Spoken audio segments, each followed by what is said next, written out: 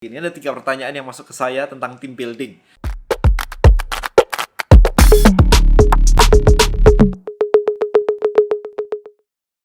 Oke guys, ada lagi nih Q&A with me. Ini seru banget ya. Saya senang banget kalau menjawabin pertanyaan yang seperti ini gitu, yang masuk ke saya kayak begini. Ada 3 pertanyaan yang masuk ke saya tentang team building. So, kita langsung aja. Nomor 1, jualan dulu atau bangun tim dulu? Good question. Background saya marketing, background saya sales. Jadi saya selalu jualan dulu.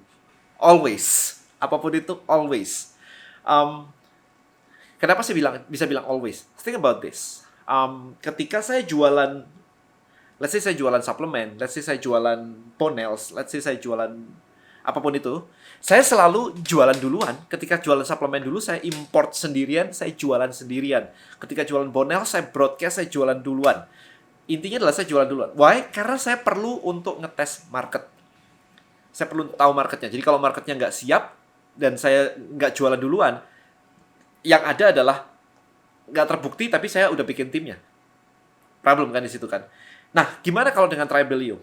Kalau dengan Tribelio, saya sudah jualan loh Tribelio. Bukan jualan Tribelio, tapi jualan konsepnya, jualan sistemnya, pakai software orang lain. Saya jualan ClickFunnels, saya jualan Infusionsoft, saya jualan GetResponse, saya jualan kayak MailChimp, bertahun-tahun sebagai affiliate. Jadi saya udah jualan semuanya, baru saya bangun Tribelio itu cuma mengganti doang. Yang dulu saya ngomongin, ini loh dulu ClickFunnels, ini loh dulu WordPress, Wix, Webflow, MailChimp, kayak gitu. Sekarang saya tinggal bilang, ini loh Tribelio all-in-one, that's it. Jadi di awal saya udah jualan dulu, jadi nggak bikin tim dulu, jualan dulu. Karena saya perlu tahu barang saya laku atau enggak. Jadi sebelum itu bahkan saya jualan. Nah, ngebentuk tim sebenarnya adalah jualan juga. Saya jual mimpi kan. Kayak misalkan sekarang di Idea Cloud nih. Di Idea Cloud saya sedang membangun tim digital di Surabaya. Idea Cloud Performance. Per hari ini kita baru officially launch internally. Timnya sudah ada berapa orang tadi ya? 5 atau 6 orang. Saya jualan dulu kan ke mereka kan. Saya cerita saya punya mimpi kayak begini. Yuk let's build this together. Do you wanna be part of it? Mau jadi bagian dari ini atau enggak? Dan apparently mereka join. Mereka senang banget. Ada yang memang senang banget kayak, aku mau kerja di Tancorp. Aku mau kerja di office tower-nya. Kayak gitu. So, super excited banget. Tapi tetap aja saya jualan juga kan. Saya jualan mimpi saya ke tim. Dan mereka mau gitu untuk bareng-bareng ngebangun ini semua. That is okay. Jadi buat saya adalah ngebangun tim pun juga jualan sebenarnya. Jadi bukan ngebangun tim itu kayak terus nggak jualan gitu, nggak sih. So, saya pasti jualan duluan. Nah, gimana caranya bangun dream team yang solid? 1, yang saya cari, attitude nomor 1. Bisa dibimbing nggak? Bisa diarahkan nggak? Aktif nggak?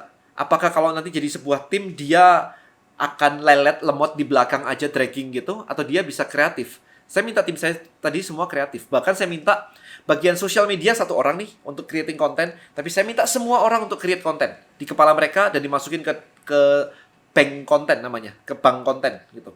Sehingga si konten kreatornya jadi kebantu banget dengan ide-ide dari banyak orang. Daripada 1 orang mikirin ide konten setiap hari, capek banget kan. Kita semua punya ide sebenarnya. Kita jalan-jalan, kita berangkat ke kantor, kita pulang, kita ngobrol sama teman, kita nonton Netflix, kita nonton YouTube, kita baca buku. Semuanya idenya akan muncul.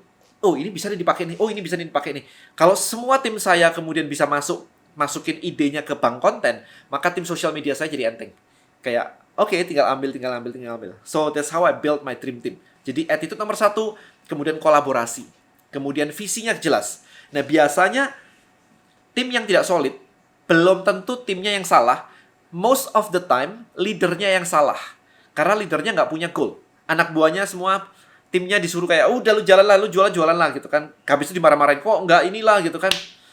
No, di tempat saya lebih kayak family, kita punya goal bareng. Jadi di Tribelio, di Idea Cloud, kita punya goal bareng. Oke, so this is the goal guys. Ini adalah yang harus dicapai, targetnya, KPI-nya.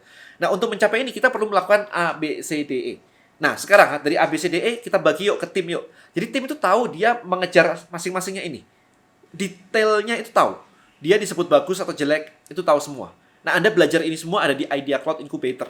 Kita ngajarin kayak begitu. Karena kalau misalkan Anda nggak tahu cara untuk membreakdown dari visi, misi, kemudian ke activity, dan termasuk ke organisasi, structure organisasi, Anda nggak ngerti cara breakdownnya, ini kan nggak ada. Bosnya pengen apa, anak buahnya pengen apa, gitu. Cara ngecek paling gampang gini. Tanya audiens Anda, tanya tim Anda. Tanya tim Anda, bukan audiens, tanya tim Anda. 5 tahun lagi kita mau jadi kayak apa sih? Omset kita bakal berapa? Kalau jawaban Anda dan tim Anda berbeda, berarti Anda jelas di situ ada problem di membangun tim. Karena timnya nggak tahu mimpinya bosnya, mimpinya leadernya. Ya, jadi terlalu bossy. Makanya saya pakai kata bossy, terlalu bossy gitu. Kayak bos tuh di atas, habis itu bawahnya tuh tinggal kayak anak buahnya gitu.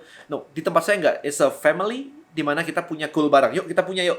Target Desember apa? Target Januari, target tahun depan. Kita punya semua. Tim saya, Anda tanya, target Desember itu apa? Mereka clear semuanya. Target tahun depan apa? Mereka clear semuanya. Kita omset berapa, penjualan berapa piece, semuanya kita clear semuanya. Ya, jadi itu yang membuat Dream Team. Jadi bukan Dream Team itu bukan tentang tim Anda, orangnya saja, itu bagus, enggak. Tapi Anda sebagai leader bisa ngarahin semuanya. Captain of the ship. Kapten kapal. Itu harus ngarahin semuanya. Nggak bisa disuruh jalan sendiri. Yuk, pokok lu dayung gitu. Nggak bisa. Berantakan dayungnya nggak seirama kan nggak jadi. Ya kan kalau orang dayung begini. Coba orang yang lomba rowing begitu, dayung begitu. Satu orang beda aja, itu udah berantakan kan? Nggak kuat kan habis itu. Harus seirama semuanya. Nah itu tugas leader. Tugas leadernya di situ. Jadi membangun tim-tim, leadership Anda yang harus di-build. Nah, apa betul ungkapan semua orang bisa jadi pemimpin? Gimana tanggapan Ko Denny? Jawaban saya adalah yes, semua orang bisa jadi pemimpin, tetapi ada yang naturally udah punya skillnya, ada yang perlu diajarin. It's okay. Even Mark Zuckerberg bukan leader di awal. Kalau Anda baca buku biografinya Mark Zuckerberg, dia nerd coding, jadi programmer, nerd banget, nggak bisa mimpin. Sampai kemudian ketika siapa ya kemarin kalau nggak salah Sheryl Sandberg deh. Saya lagi ingat-ingat di bukunya, dia mengatakan gini, kalau lu mau jadi CEO of the company, ambil kursus CEO. Jadi leader, ada kursusnya gitu. Jadi untuk membuat dia bisa jadi pemimpin di Facebook. Karena kalau company-nya gede dan dia tidak bisa memimpin, akan berantakan semuanya. Jadi naik level. Anda memimpin satu orang beda sama memimpin ribuan orang. Of course different, guys. Jadi bisa jadi pemimpin, bisa. Tapi itu ada levelnya dan tidak semua orang langsung lahir dengan skill itu. Anda harus belajar. Bisa nggak? Bisa jawabannya. Jadi tinggal Anda mau belajar atau enggak. Bukan cuma lihat-lihat doang kemudian sok bisa ya. Anda belajar, Anda mentoring, ada coaching, apapun itu. Ada kok namanya leadership dan sebagainya. Partner saya, David, di Trebelio, dia punya SIP, Sekata Indonesia Perkasa. Beliau adalah coach untuk leadership and team dan sebagainya. Jadi kalau Anda butuh tentang leadership and team, Anda bisa datang ke dia juga. It's amazing. Ya, jadi semuanya perlu belajar. Saya juga belajar. Untung saya punya partner-partner yang keren-keren kayak begitu. Jadi ya, luckily saya dibimbing dengan orang-orang yang luar biasa. Nah, tinggal Anda mau nggak? Memang saya bilang luckily, tapi saya ketemu David kemarin juga saya nyari. Bukan tiba-tiba kita ketemu, terus tiba-tiba dia bantuin saya. Enggak. Saya ngontak dia, saya mau bayar dia semuanya. Saya mau jadi mentinya gitu. Akhirnya dia suka dengan progresnya, suka dengan speed tim saya dan sebagainya. Akhirnya dia join as a partner. So, guys, itu semua bukan sesuatu yang kebetulan gitu. Saya nyari, karena saya tahu bahwa leadership saya perlu di-improve banget. Makanya waktu itu saya cari. Jadi benar-benar semuanya itu bisa di-planning, semuanya itu bisa dikerjain. Jadi belajar, kemudian langsung take action. I think itu jawaban saya untuk pertanyaan kali ini. Thank you so much, guys. See you in the next video. Bye-bye.